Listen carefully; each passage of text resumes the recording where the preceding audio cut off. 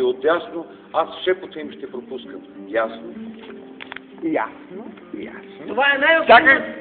Чакай, бе. За нас смесо с Вари Косми не е зле. Това е най-острумната стена, която някога съм виждал. Тихо! Спирам през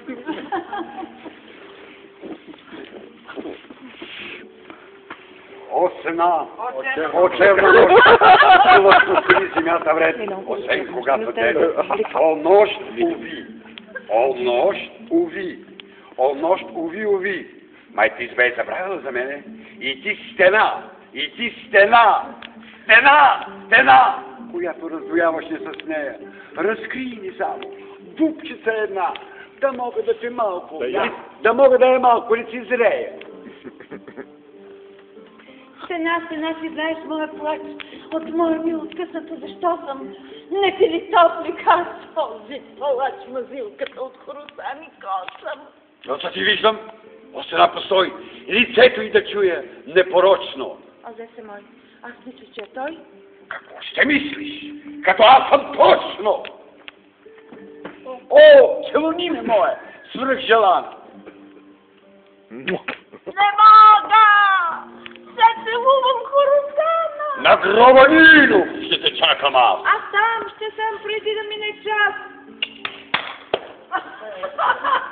Марина, разбави се с ръката, докато тя не ти вземе целувката. Те се усещат влюбените при стената.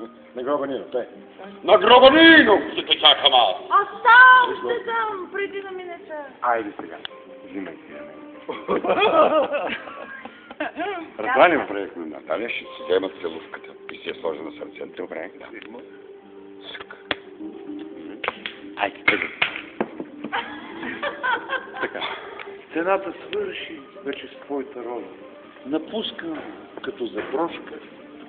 И най-добрата пиеса е измислица, а и най-лошата се търпи, когато помага въображението. Но че на актьорите или на зрителите? И на едните и на другите, ако виждахме ние тези актьори, каквито се виждат сами, те щяха да се окажат велики майстори на сцената.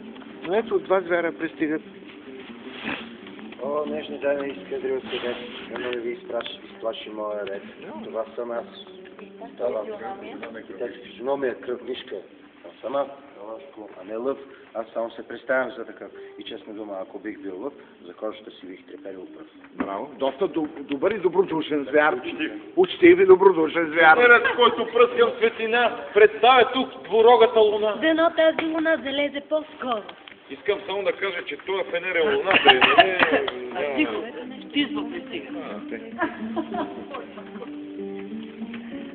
На Ниновия гроб пристигнах тук.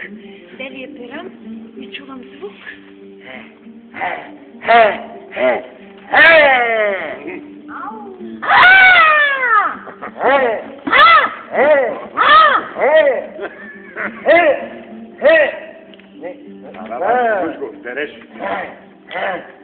Бере го, кърви опетнява.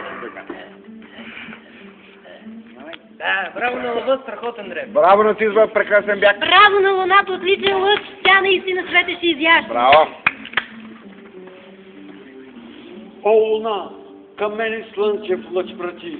О, как великолепно светиш ти. Ще зърна аз при твоя чистият лик, едничия на моята тизба лик. Настой, настой. Околи мен мами, пред мен, о Боже мой, пред мен лежащ, позад мен плащ, сковава страх душа ми, опръскан с кръв, отлъскан с кръв. О, Тизба, нежно име, ти зла съдба, ела, на мръвче направи ме. Е, такова дълбоко учение от смъртта на близък човек може да те опечели не на шега. Да, и на мен ми домъчня. Добре. Лъкни,ореч, ти остър меч, забий се, братко мили, там дето врат, подява град, там дето врат по жизнените сили.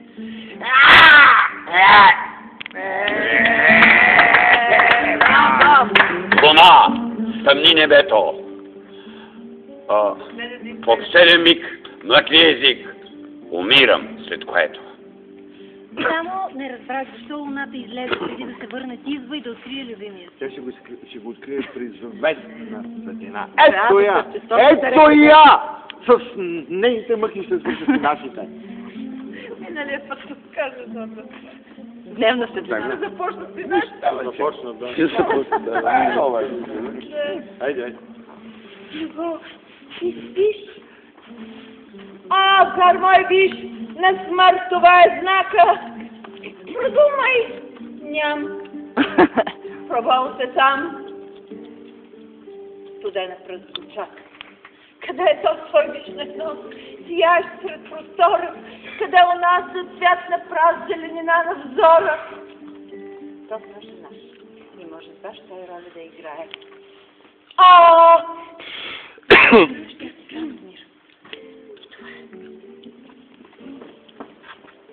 Луната и лъва явно са оставени живи, за да погребат мъртви. Стената също. Не, господа. Стената между бащите им рухна. А сега следва епилог. Не! Моля ви? Без епилог! Пиесата беше достатъчно вълнуваща, изпълнението беше буквално невиждано. Филострат. Така, дръжте сега, не бягайте до края. Задръжте се, не бързайте да излизате. Ето докато върви това движение. Нека между вас да остане едно. Запомняща от... И накрая. Не, какво? Ще го видя в момента, докато вие правите и този завой. Железният език от 12 леглата на младите. Става време за фейти и духове. Чувствам се, че всеки час отнето от тази нощ ще ни открадне част от утрените. От утре ще древните ни нарани. Очаквах ни 2 седмици забава.